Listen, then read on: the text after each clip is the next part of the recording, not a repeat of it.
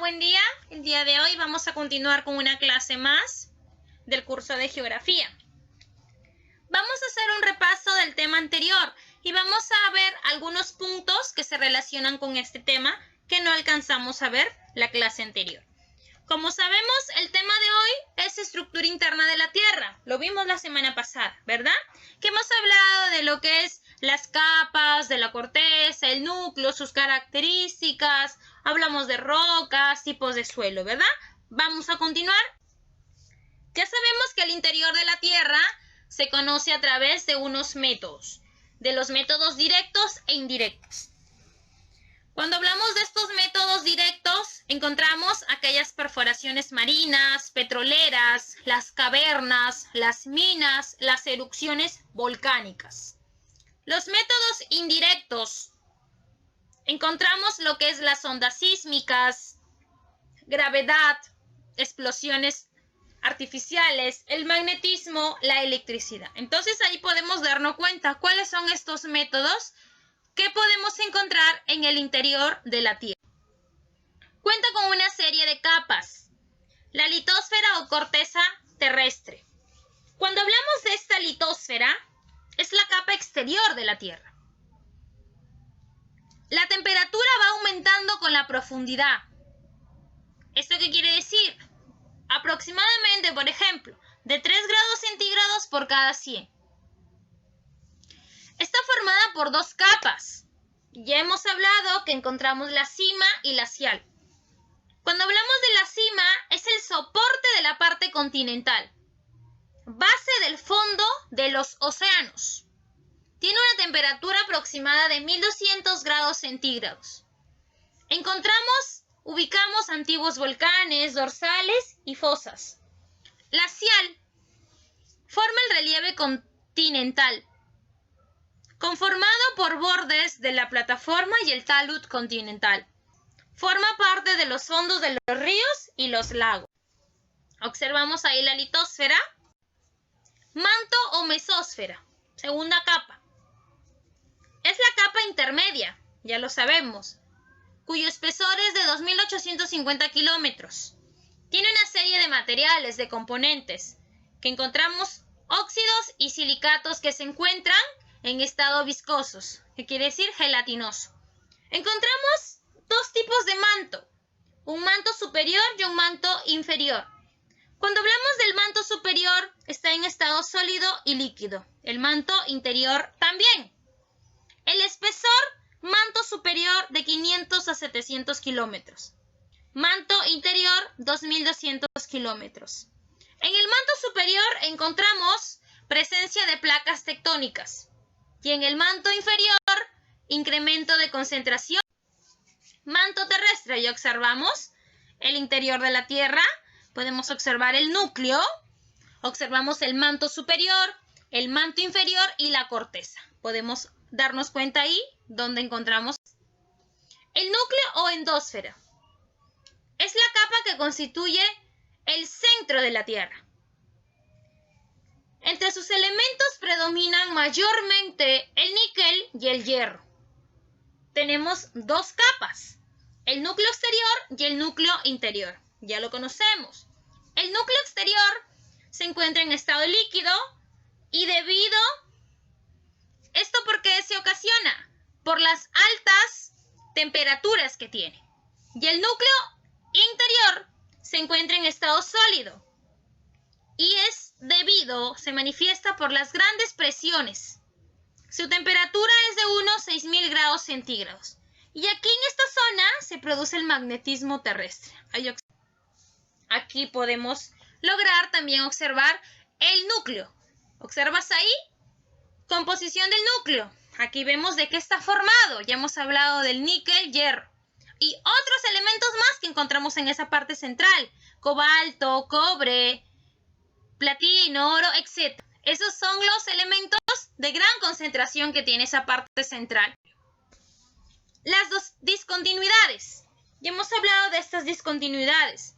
Son los espacios comprendidos entre las capas y las subcapas de la Tierra. Encontramos 5.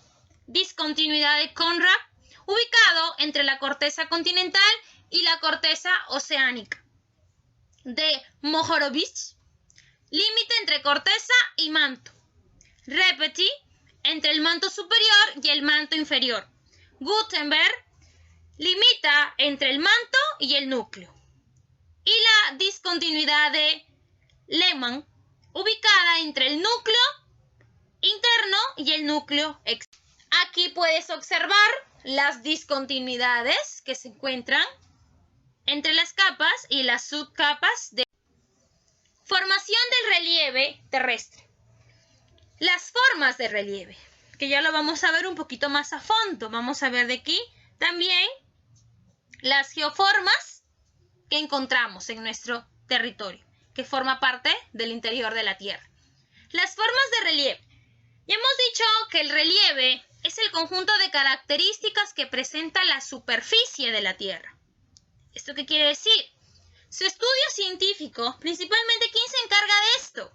De esta ciencia que es la geomorfología. Está sometida a modo permanente a la acción de distintas fuerzas o agentes que actúan lentamente o de forma violenta. Y aquí podemos observar en la imagen que hablamos de montañas, de golfos, plataforma, el talud continental, isla, llanura, cabo, valle, y todas estas formas de relieve las encontramos en la costa, sierra y selva. Ya los vamos a ver a continuación. Fuerzas internas o endógenas. Son fuerzas que se desplazan en contra de gravedad y buscan salir hacia la superficie, hacia el interior. Se les conoce como también fuerzas tectónicas y son las que se encargan de construir lentamente el relieve. Aquí encontramos al diastrofismo y vulcanismo. Todo esto es resultado de los procesos que ocurren en el interior de la corteza terrestre. Estos procesos se manifiestan en movimientos verticales y horizontales de corrimiento de las rocas que te hemos hablado. Las fuerzas externas o exógenas son aquellas fuerzas que actúan desde el exterior. Estas formas de relieve originan los procesos internos. Son modificados continuamente por los agentes del modelado que actúan desde el interior. Estas fuerzas destruyen el relieve, desgastando unas partes y rellenando mucho más rápido. Aquí podemos observar en este esquema los agentes externos, los agentes internos, externos que son los exógenos, las fuerzas exógenas. Encontramos atmosféricos, biológicos, hidrobiológicos. Atmosféricos, viento, temperatura, humedad, meteoritos. Biológico, animales, plantas, humanos. Hidrobiológicos, agua. Y esta agua la encontramos en forma de lluvia, congelada, fluvial, marina, entre otros. Agentes internos. Ya también sabemos que son las fuerzas endógenas. Volcánicas, sísmicas, tectónicas. Volcánicas, magnetismo, externo, interno. Sísmicas, terremotos, maremotos. Tectónicas, los movimientos epirogénicos, que son los hundimientos. Son los levantamientos lentos. Y los movimientos orogénicos, que son los plegamientos, las fallas, las formaciones. Rocas, también ya hemos hablado de esto, que es las rocas. Un agregado natural de minerales. ¿Qué más podemos decir de estas rocas? Se denomina roca a cada uno de los diversos materiales sólidos formados por cristales o granos de uno o más minerales, de que está hecha la parte sólida de la Tierra. En la Tierra, la corteza está formada por rocas, y el estudio de esto es la petrología, que es la ciencia que se encarga de estudiar las características, las manifestaciones, los diferentes tipos de rocas. Encontramos una clasificación: ígneas, sedimentarias y metamórficas. Ígneas se originan al enfriarse el magma del interior de la Tierra y solidificarse. Sedimentarias se forman al consolidarse o pretificarse los sedimentos. ¿Esto qué quiere decir? Los fragmentos de otras rocas o minerales o restos orgánicos. y metamórficas se forma por transformaciones de otras rocas que son sometidas a altas presiones o temperaturas sin llegar a suelos, que hemos hablado que está compuesto por minerales, por materia orgánica, por organismos vegetales. Es una capa delgada que se ha formado muy lentamente a través de los siglos, con una desintegración de las rocas superficiales por la acción del agua, por el cambio de temperatura y por el viento. Encontramos tipos de suelos. Por su funcionalidad, encontramos suelos arenosos, calizos, fumíferos, arcillosos. Cuando hablamos de los arenosos, no retienen el agua, tienen muy poca materia orgánica y no son aptos para la agricultura. Observamos ahí la primera imagen. Suelos calizos. Tienen abundancia y gran concentración de sales. Son de color blanco, secos, áridos, como puedes darte cuenta en la segunda imagen. Suelos fumíferos. Tienen abundante materia orgánica en descomposición. Son de color oscuro. Y los suelos arcillosos están formados por granos finos de color amarillento y retienen el agua formando suelos pedregosos, formados por rocas de todos los tamaños. No retienen agua y no son aptos para la actividad agrícola.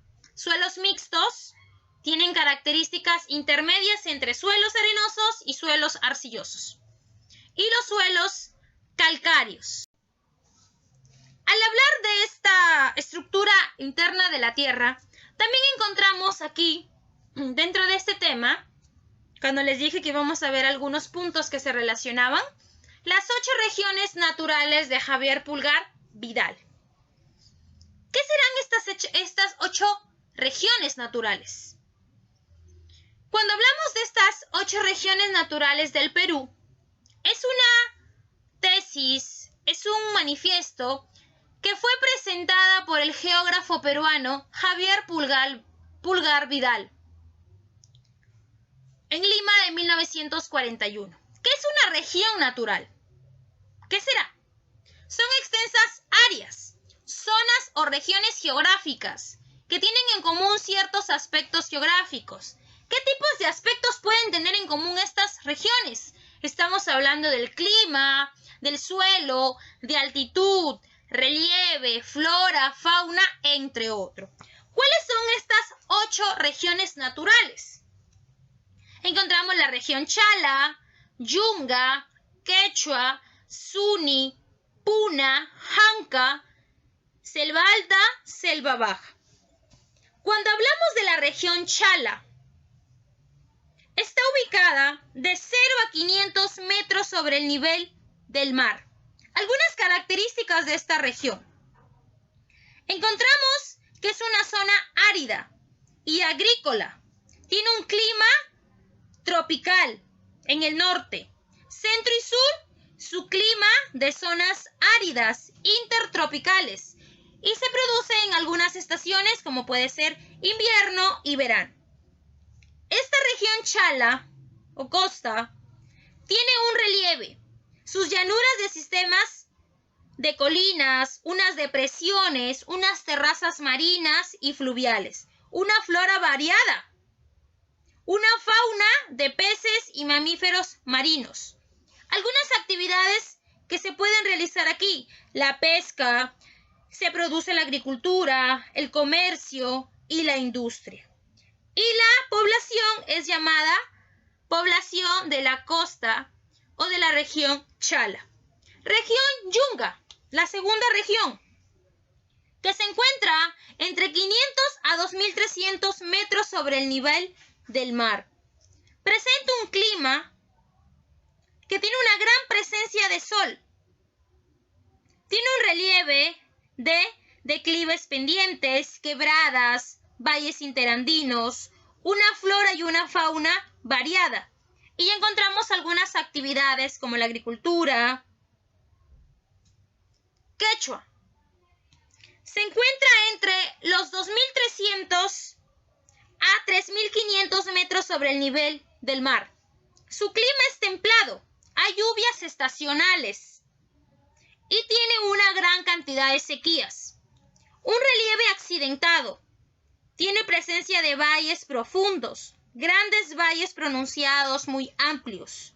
Una flora variada, una gran variedad de productos. Una fauna muy variada también. Actividades como la agricultura. Región Suni.